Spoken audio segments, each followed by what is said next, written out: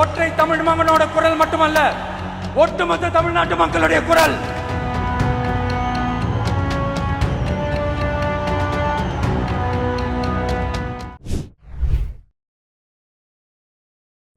ஏய், டைம் ஆயிடுச்சு.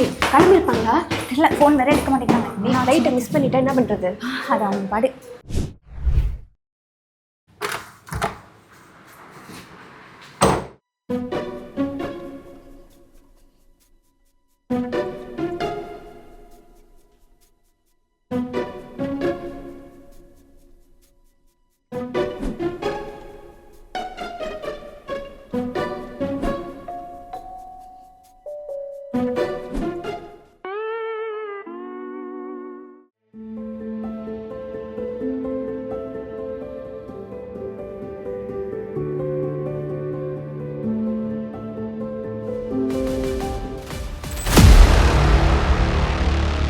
அக்கா, ஃப்ளைட்டுக்கு லேட் ஆச்சு, போலாமா?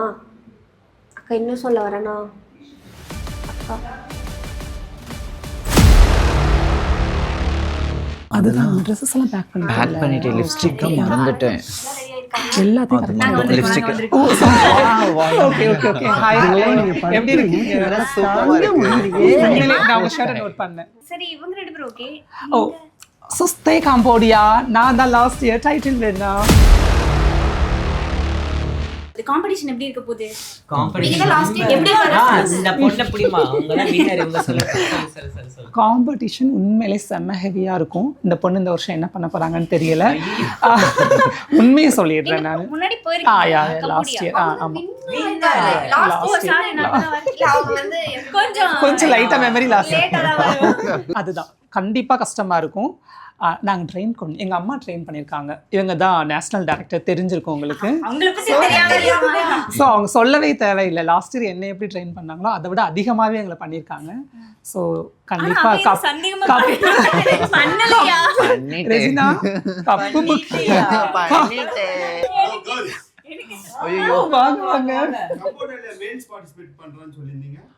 ஆமா பண்றாங்க. கலந்துக்கலாம், தாராளமா கலந்துக்கலாம். ஆனா அதுக்கு கொஞ்சம் க்ரூம் ஆகணுமே.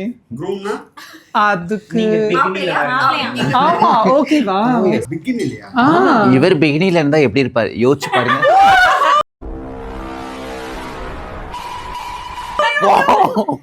அந்த உடல் இந்த தலையோடு இணைய போகிறது. எங்க பசங்க எடிட்ல பயங்கரமா போட்டு விட்டுருவானுங்க. அந்த இப்போ அந்த ஏதோ இந்த கம்போடியால நிகழ்ச்சி ஏதோ சொன்னீங்களே, பேர் கூட தெரியல, பேர் என்னதுமா? Miss and mister majestic international 2026. போதும். உங்க வேலையை படிச்சுமா. அந்த நிகழ்ச்சியில எத்தனை பேர் கலந்துப்பாங்க, எத்தனை பேர் தேர்ந்தெடுக்கப்படுவாங்க? இப்போ வரைக்கும் அதிகாரப்பூர்வம் 40 பேர் கலந்துக்கிறாங்க. கண்ட்ரிஸ் வந்து 50. 40 பேரும் திருநங்கைகள் தான்? No male female trans category. Miss, mister, miss trans 3 கேட்டகரியில் பார்ட்டிசிபேட் பண்ணுறாங்க. ஒவ்வொரு கண்ட்ரிலேருந்து 3 ரெப்ரஸன்டேட்டிவ் வரலாம். இது மிஸ் கேட்டகரியில் ஒருத்தவங்க, மிஸ்டர் கேட்டகரியில் ஒருத்தவங்க, மிஸ் டிரான்ஸில் ஒருத்தவங்க. நம்ம கண்ட்ரிலேருந்து மிஸ் டிரான்ஸ் மட்டும் வராங்க. மிஸ்டர், மிஸ் வந்துட்டு சில காரணங்களால் இந்த வருஷம் தொடர முடியல, அடுத்த வருஷம் வராங்க. அதை வந்துட்டானே.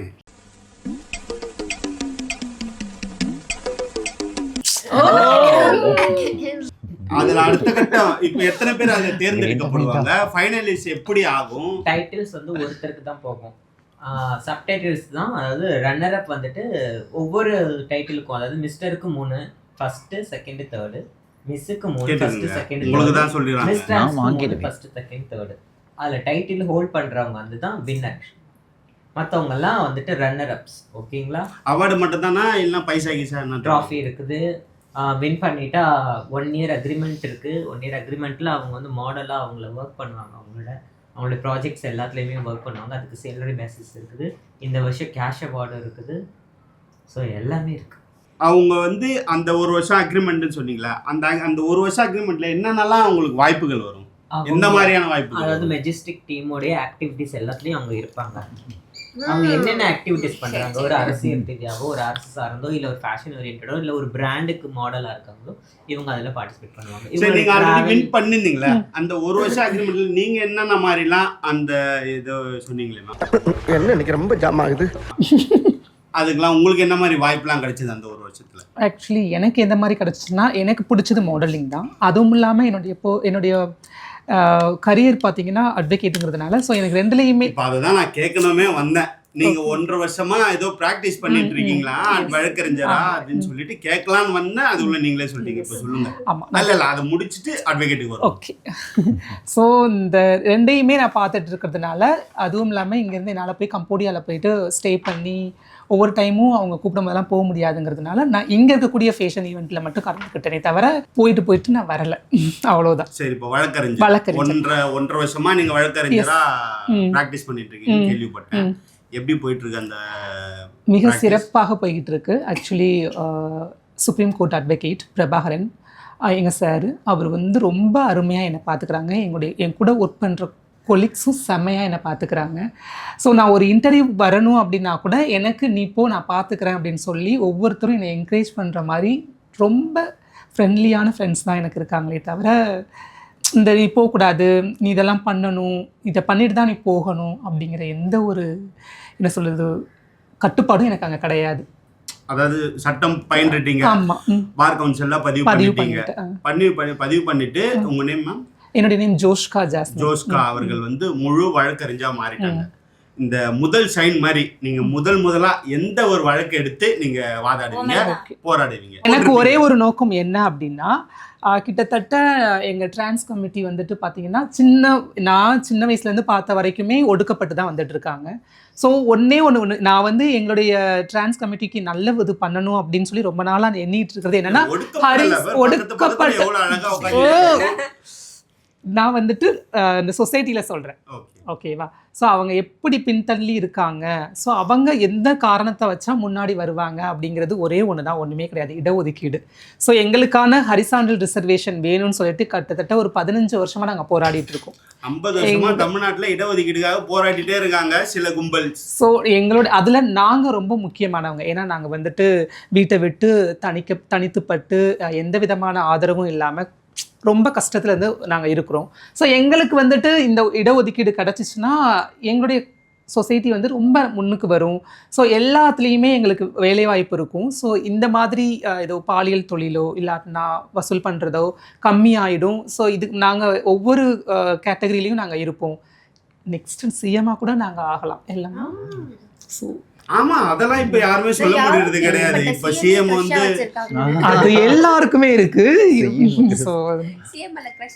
அம்மாவுக்கு வந்து அண்ணங்கிறதுனால எங்களுக்கு இல்ல. ஆமா, இவங்க திரிஷாவோட ஃபேன் நினைக்கிறேன். இவங்க ஃபியூச்சர்ல ஏதோ திரிஷாவா கூட மாறணும் கூட நினைச்சிட்டு இருக்காங்க. நான் சிஎம் ஆகணும். நிஜமா சொல்றேங்க, டெஃபினெட்லி நம்ம தான் விஜயா மாறணும். நீங்க விஜயா மாறீங்களா? நீங்க திரிஷா ஆகணும், நாங்க விஜயா மாறணும். கண்டிப்பா. ஸோ அதனால நான் வந்துட்டு ஃபர்ஸ்ட் நான் ஒரு முக்கியமான ஒரு கேஸ் எடுக்கணும், அந்த கேஸ் வந்து பயனுள்ளதாக இருக்கணும் அப்படின்னா எங்களுடைய ஹரிசாண்டல் ரிசர்வேஷனுக்காக நான் எடுப்பேன். இடஒதுக்கீட்டுக்காக எத்தனை % கேட்பீங்க இடஒதுக்கீடு? 1% போதும். நான் அதிகமாலாம் கேட்கல, ஒரே 1%. நம்ம இங்க வந்து எப்படினாலும் ஒரு 20% இருக்க மாட்டாங்க. இருக்காங்க, தாராளமா இருக்காங்க. 1% கேள்றா. ஏங்க ஒரு நிமிஷம் இருங்க. ஆக்சுவலி உண்மையை சொல்லணும்னா நீங்க கேட்கறது நல்லா தான் இருக்கு, உண்மையிலேயே நல்ல ஒரு இதுதான். இவ்வளோ பேர் இருந்தும் எங்களுக்கு 1% கூட இத்தனை வருஷங்களா நாங்க போராடியும் கிடைக்கலையேங்கிறது தான் வருத்தத்துக்குரிய. இப்ப அந்த 1% கொடுத்தாச்சு, என்னென்னலாம் அதை நீங்க பூர்த்தி பண்ணிப்பீங்க? எல்லா கவர்மெண்ட் ஜாப்லயும் நாங்க இருப்போங்க. நிறைய IAS வருவாங்க, IPS வருவாங்க, SA வருவாங்க, போலீஸ் இன்ஸ்பெக்டர்ஸ் வருவாங்க, எல்லாருமே வருவாங்க. அதுல நான் சொல்றேன், இப்போ 1% வந்து நம்ம 3 பேருக்கே பத்தாதுன்ற. இல்ல, ஏன்னா இவங்க மைண்ட்ல ஒரு 1000 கனவு வச்சுட்டு இருக்காங்க. இந்த ரஜினா அவர்கள் வந்து இப்ப கம்போடியா போயிட்டு வந்து வின் பண்ணிட்டாங்கன்னா அவங்கள கையிலேயே பிடிக்க முடியாது. அவங்க ஒரு 1000 கனவோட வருவாங்க. நீங்க ஆல்ரெடி கனவு முதுகுல இல்ல மண்டையில வரையும் சுமந்துட்டு சுத்திட்டு இருக்கீங்க. உங்க கனவை நிறைவேற்றதுக்கு 1% போதாது. கேளு, அண்ணன்கிட்ட விஜய்கிட்ட கேட்டுட்டு இருக்கேன், தளபதிகிட்ட கேட்டுட்டு இருக்கேன். விஜய் ஆயிட்டாரு இப்போ. ஆக்சுவலி அப்படியே அந்த ஒரு யூகத்துல உட்காந்துருக்கீங்கல்ல. அம்மா நேத்து சொன்னாங்க மென்டலி ப்ரிப்பேர் ஆகணும். இந்த மாதிரி இல்லாம ப்ரிப்பேர் ஆகணும். இது பிக்னி போறதா டூ மச். இதெல்லாம் மென்டலி பிசிக்கலி என்ன சொல்றது, இமோஷனலி கனெக்ட் ஆகுறது ஒரு மாடலோட இல்ல கற்பனையே ரொம்ப. என்னெல்லாம் பிக்னில அவங்க யோசிச்சு பார்த்தாங்கன்னா அவங்க எங்க மென்டலி ப்ரிப்பேர் ஆயிருப்பாங்க. இந்த மாதிரி நீங்களும் ஓகே அப்ப அந்த மாதிரிலாம் இருக்கும்னா அப்ப நம்ம அந்த மாதிரி எப்படி இருப்போம் அப்படின்னு யோசிச்சு பாத்துக்கோங்க நீங்களே. நீங்க வந்து உங்களாலே முடியல, ரொம்ப பார்க்கணும். கஷ்டமா இருக்குல்ல, Worst ஆ கொஞ்சம் அட்ஜஸ்ட் நீங்க பண்ணிக்கோங்க. வந்துட்டு ஒரு இன்டர்நேஷனல் மாடல் ஆக போறீங்க. அப்ப எல்லாமே நீங்க வந்துட்டு ஒரு மாடல்னா எல்லாமே மோல்ட் ஆகணும். நீங்க ஆகுறீங்க இல்ல இப்போ மேல் ஆண்கள் கலந்துக்கணும்னாலும் அதெல்லாம் ஆமா, rounds இருக்கு அவங்களுக்கும் அந்த ரவுண்ட்ஸ் எல்லாமே இருக்கு. ஏன்னா அது ஒரு பிசிக்ஸ் தானே. பிசிக்ஸ் வந்து கரெக்டா மெயின்டைன் பண்றாங்கன்றது ஒரு மார்க் இருக்கு. இப்போ நான் பிக்னி போட்டு அப்படி நடந்து வரேன்னா எப்படி இப்படிலாம் நடந்து வரேன். நான் ப்ரோ ஒரு அளவுக்கு தான் ப்ரோ எல்லாமே. அதோட வாக் வேற, வேற, ஆமா, style வேற. ஃபீமேலுக்கு வேற இருக்கும், மேலுக்கு வேற இருக்கும். சரி, நீங்க இப்போ ஒரு இடத்துல ஒரு நிகழ்ச்சி நடக்குது, அந்த இடத்துக்கு நீங்க போறீங்க. அங்க பசங்க வந்து உங்களை ரேக் பண்றானுங்க, உங்களை கலாய்க்கிறாங்க, இல்லைன்னா ஃபோர்ஸ் பண்றாங்க, ஏதோ ஒன்று பண்றாங்க. உங்க மனசுல என்ன நினைப்பீங்க? டேய் நான் நிஜத்துல தான்டா பொம்பளை, அந்த மாதிரி உங்களுக்கு ஒரு தாட் வரும்? இல்ல அவங்க கலாச்சிருவோம். நாங்க திருப்பி திருப்பி கலாச்சு அவங்க ஓடிடுவாங்க. ஓவரா கலாய்ச்சாங்கன்னு வச்சுக்கோங்களேன், பரவாயில்ல நம்மள கலாய்க்கிறாங்க ஜாலியா இருக்கு அவ்வளவுதான் முடிஞ்சிச்சு. அதான் கலாய்க்கிறத பொறுத்து இருக்கு. பாசிட்டிவா ஜாலியா எடுத்துக்குவோம். அதான் கலாய்க்கிறத பொறுத்து இருக்கு. கலாய்க்கிறது ஒரு என்ஜாய்மென்ட். சரி, இப்போ நம்ம ஃபர்ஸ்ட் கம்போடியா போயிட்டோம். அங்க போனோம்னா முதல் வேலை என்ன? முதல்ல ரெண்டு ஃளைட் விட்டே இறங்கி ஜோக் இல்லையா? அப்புறம் ஃளைட் விட்டு இறங்கிட்டு எங்களை ரிசீவ் பண்ணுவாங்க. ரிசீவ் பண்ணிட்டு ரூம் போயிட்டு கிளம்புறது. அதெல்லாம் இல்லைங்க, இது நார்மல், எல்லாருமே பண்றதுங்க. சரி, ஓகே. இப்ப ரூம் விட்டு நம்ம செக் இன் பண்ணோம்னா ஃப்ரெஷ் ஆகுது, இதெல்லாம் நார்மல். நான் அதை சொல்லல. அந்த நிகழ்ச்சியில நீங்க எப்படி ஃபர்ஸ்ட் எடுத்தோனே வந்துட்டு ஈவினிங் வந்து கிராண்ட் கிரவுனிங் Crowning செரிமனி நடக்கும்.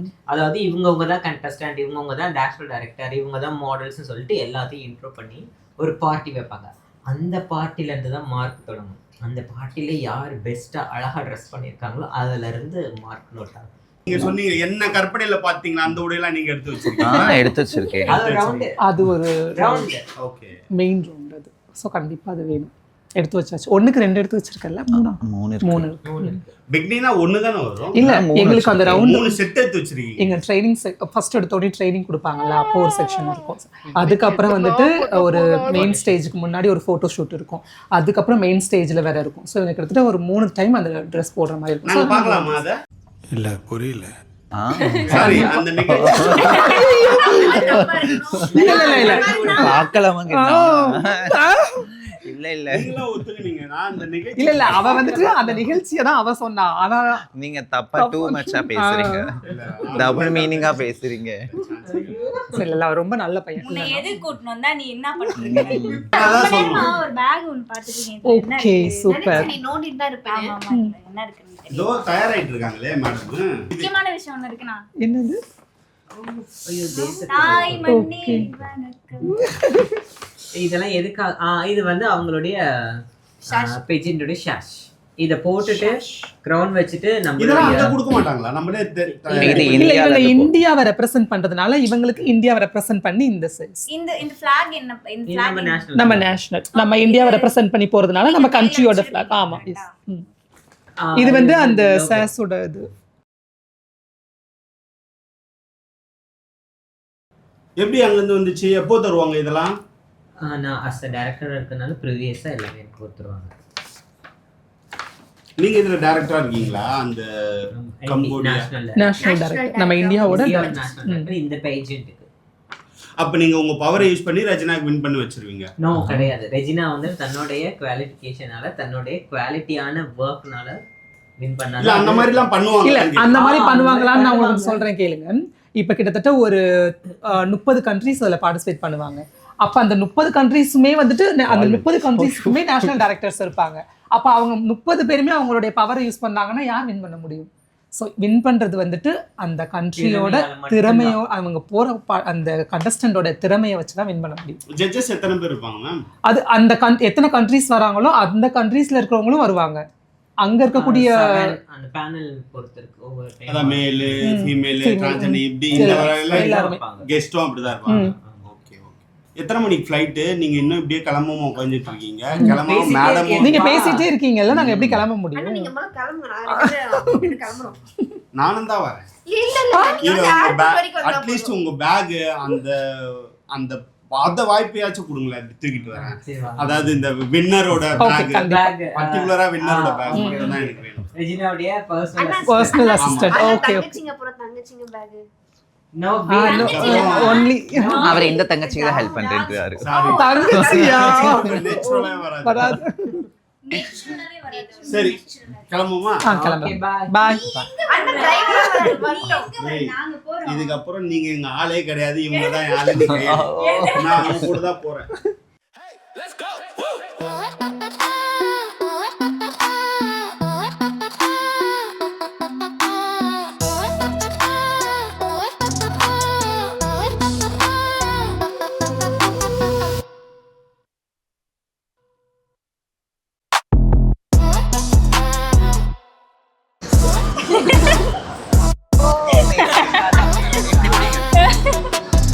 எதுக்கு நாங்க குறுக்க? பாஸ் பார்த்தாருன்னா தெரியும்.